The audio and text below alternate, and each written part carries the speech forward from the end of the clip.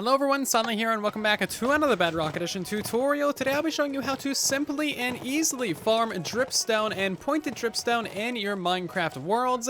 I'll be showing you a very small scale farm that works as a very simple way to get just a couple of dripstone in your world, and then I'll also be showing you a much larger scale farm that is better for long-term farming, and that should get you tons of dripstone relatively quickly. Now keep in mind, dripstone grows incredibly slowly, so no matter what you do, you're basically just gonna have to wait a while to get a fair amount of this stuff.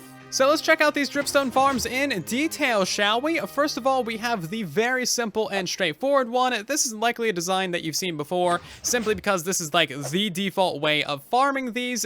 This doesn't really take like any effort at all to design or come up with. So basically, the dripstones will grow down from above, and eventually they will also be growing upwards from the ground as well, and eventually trigger the observer, harvesting them all, going into the hoppers, and repeating the process. There's really nothing to this one. It is great for some small scale farming. You can sprinkle a couple of these around your base and wait like a month and you'll get several dripstones from it. However, if you want to do large scale farming, this design is not going to be that good simply because of the cost. And then we have the large scale dripstone farm. This can also be expanded to be basically as big as you want it to be, but this farm right here has 240 dripstones hanging from the ceiling, meaning that for every single full harvest, you'll get about 2,400 pointed dripstone. It is also a very satisfying farm to watch harvest, so all we need to do is press this button right here that will activate two flying machines,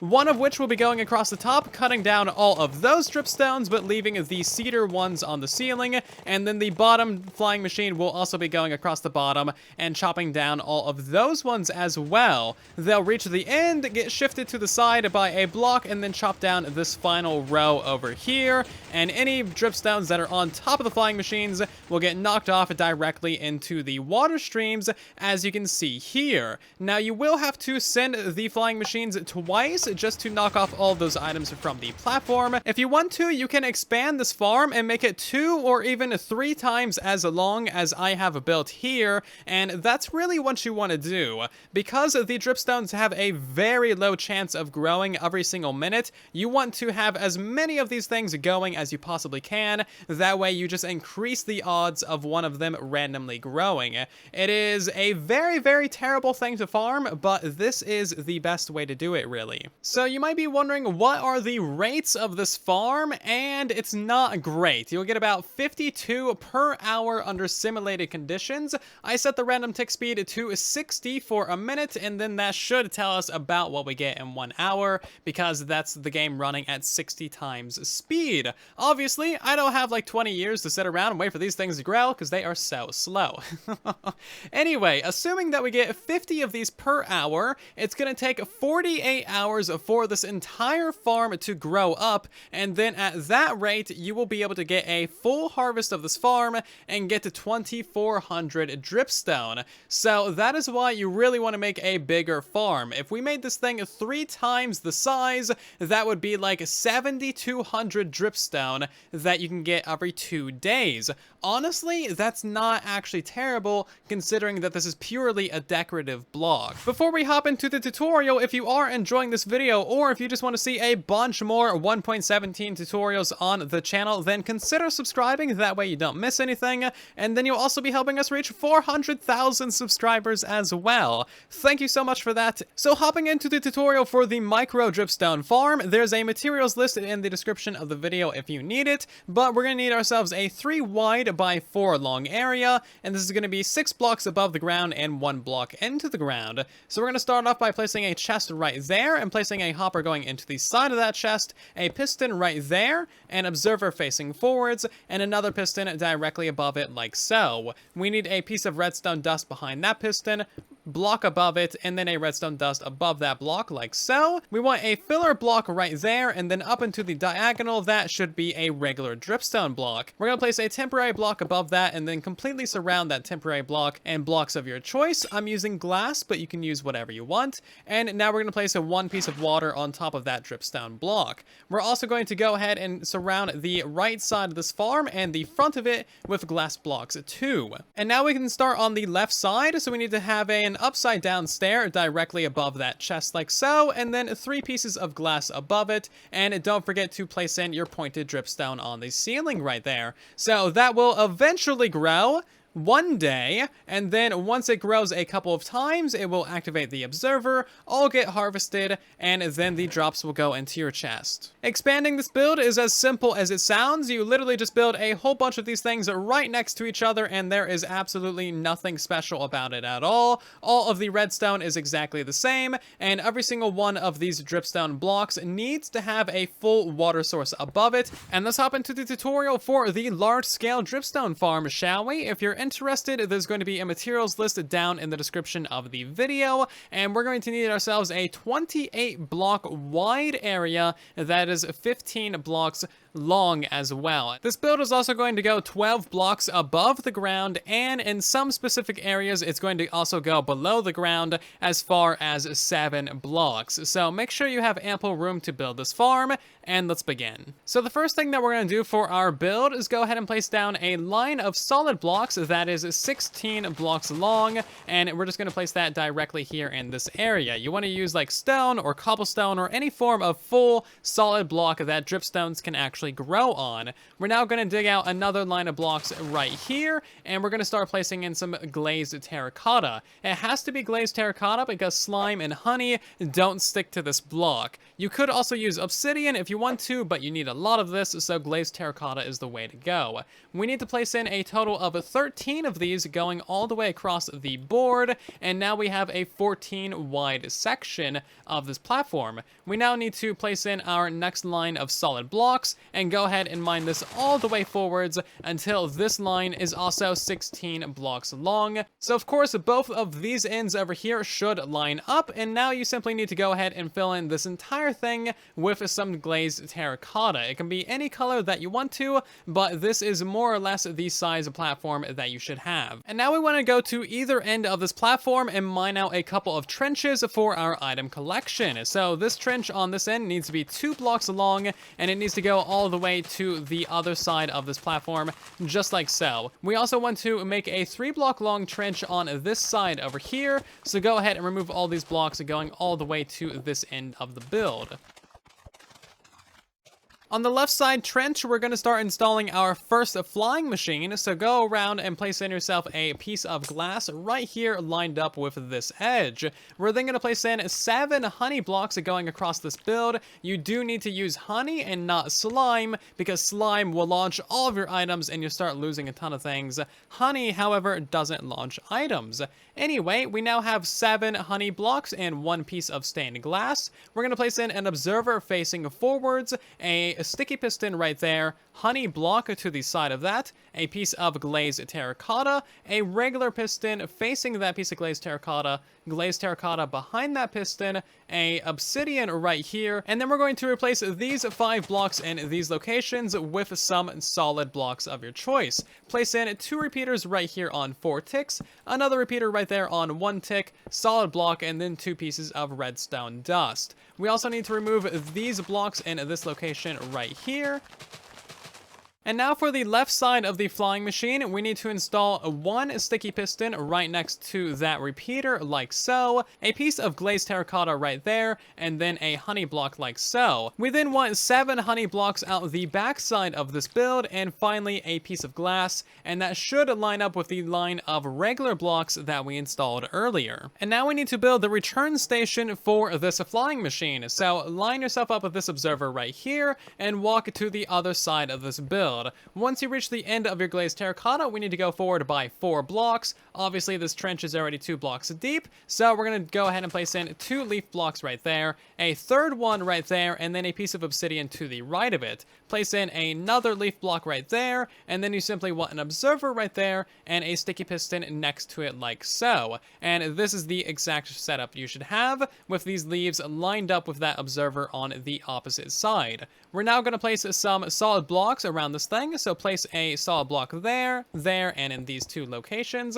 Wrap 3 redstone dust around on those blocks, and put a repeater right there on 4 ticks. We now need to replace this entire little landing zone right here with leaves. So mine out all of these blocks going across the build until you line yourself up with that piece of glazed terracotta right there. And this entire floor needs to be made out of leaves. That way the flying machine doesn't stick to it and get stuck. We're also going to put in a line of leaves going across the back side like so, and another line of leaves on this side, just to prevent any items from landing on those edges. Flying machine is almost ready, but you need to place an observer on the back side of it right there, and 1 piece of obsidian next to it like so. You can now go ahead and test this thing out by placing a button right there, pressing it, and that should activate your flying machine, and it should go all the way across the build, hit that return station, and then turn right back around.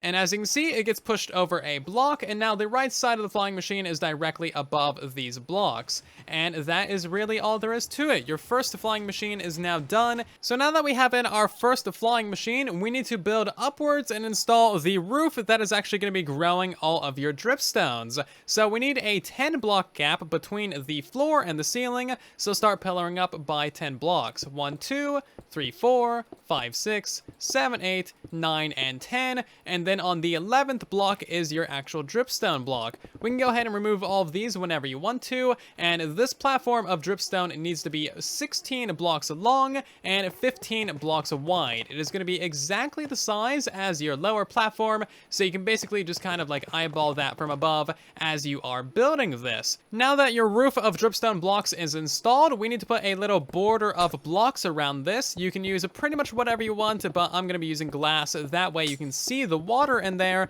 and you know not to break these blocks ever, because you'll just start flooding everything. So now that you have a little border in place, grab yourself a couple of water buckets and just start placing them in a diagonal going all the way across this build. That will flood this entire platform with infinite water sources, and that is really all there is to it. So you probably guessed it, but we need a pointed dripstone underneath every single one of these blocks. If you don't plan on farming these using a small scale farm before this, then you'll either want to wild harvest a bunch of pointed dripstones, or simply plant in like half of this farm, harvest it, and then reuse what you harvested to plant in the rest of it, if that makes any sense. The farm is nearly complete, but now we need to build up our second flying machine at this layer up here. So it's actually going to go a single block below these dripstones. That way it harvests them right at this layer and doesn't break your seeders. So I already showed you how to build the flying machine. You need to build this exact thing, including the redstone,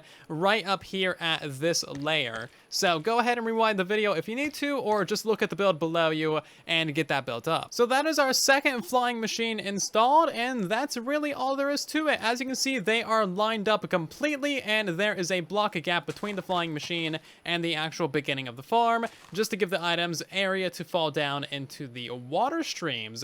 Now, the return station on the opposite side is also exactly the same as well. It is completely lined up with the lower version. However, there is no floor right here, so you don't need to worry about putting in leaves in this area, for example. We do, however, need to install a couple of lines of leaves just to knock the items off the top of the flying machine. So just go ahead and put a layer of leaves going all the way across the top of the flying machine on that side, and then we're going to do the same thing on this side, starting next to this block right here. So just go ahead and extend that all the way across the entirety of the build. And now we need to start digging additional trenches. So we're going to start with this block right here next to our lower flying machine and make this 2 blocks wide, going all the way to the end of the build on this side like so. And now we're going to go to this far corner on this side and make the trench another 2 blocks further, going all the way around to this side of the build, and basically just mine all of that out like so. We need there to be a 1 block gap between here so that these corners aren't quite touching. The water streams are incredibly easy, so we're going to start from this corner and just place in 2 pieces of water like so, and follow this to the end. Where the water ends, we're going to place in ourselves 4 pieces of packed or blue ice just like so, 2 buttons right there, and then another 2 pieces of water like so. Follow that to the end, and then place in yourself another 4 pieces of ice right here in this area. But this time we want 2 buttons right there, and 2 pieces of water in that area.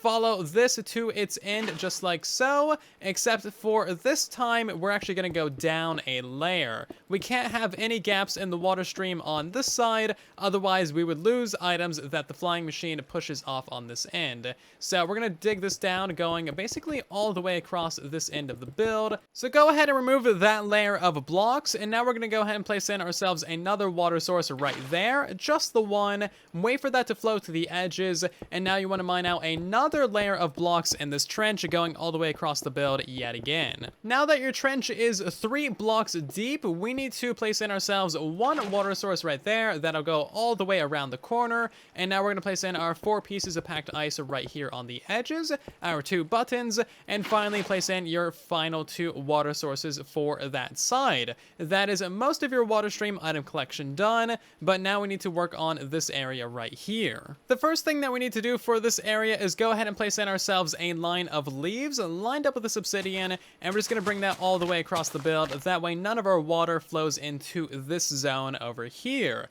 We're now going to place in 1 additional water source directly behind this glass block like so, and that is going to flow all off into this direction. We're going to mine out these 3 blocks right here so that that water source actually flows down and over, and then you want to simply mine out this entire thing a block downwards across the entirety of the build until we get to this trench. So we should end up with some water like this. We're just going to go ahead and remove those 3 blocks and remove that block as well. That's going to flow everything into this corner. Now, as you can see, we have 1 dead spot that is not covered in water. This is perfect. Every single item from your dripstone farm is going to end up right in this area. So item collection is really easy. We're going to start off by placing in a button right there, and then just a couple of blocks to block off that water in that area. We're going to mine down a 2x2 of blocks until we get to the same level as this, and then go 3 blocks further down like so.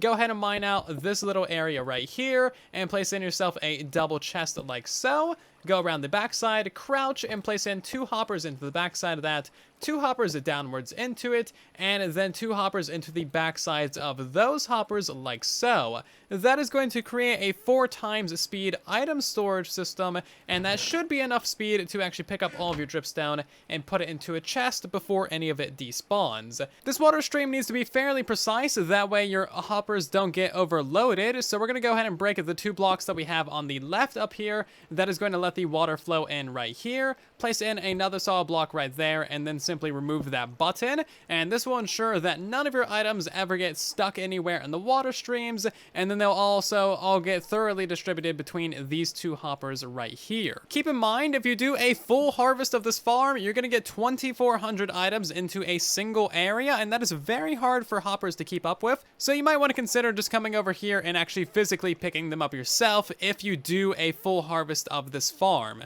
If you want to light up your farm so that nothing spawns in it, you can light up the edges with pretty much any light emitting block that you want to, such as glowstone or sea lanterns or jack-o'-lanterns. However, if you want to light up the middle of the farm, you have to use jack-o'-lanterns. Jack-o'-lanterns do not get stuck to slime or honey, so you can put these in the middle of the floor if you want to and not have any issues. And the final thing to do for your farm is to simply wire up your 2 flying machines. So place in a glass block right there, and then zigzag these going upwards until you reach the very top, and that's all there is to it. Place in redstone above each one of those glass blocks, and now you can remove your lower button, and then all you need to do is replace this solid block right here with another glass block, and you are good to go. If you press that button, you are going to activate both of your flying machines, do a full harvest of your farm, get about 10 dripstones from it. One of the final things that we need to do is put a layer of leaves directly above the lower layer of the flying machine. That way it knocks off all of the dripstone and it all falls into the water streams instead of despawning on top of your flying machine. If you have any questions, comments, or concerns regarding today's Bedrock Edition tutorial, then of course let me know in the comment section down below. I'm always trying to help you guys out as best as I can, but otherwise I hope that you enjoyed this tutorial. If you did, then please do consider leaving a like on the video or possibly subscribing so that you don't miss future ones on the channel. Thank you so much for 400,000 subscribers, and I'll see you guys down in the comment section and in the next one. And then there was silence.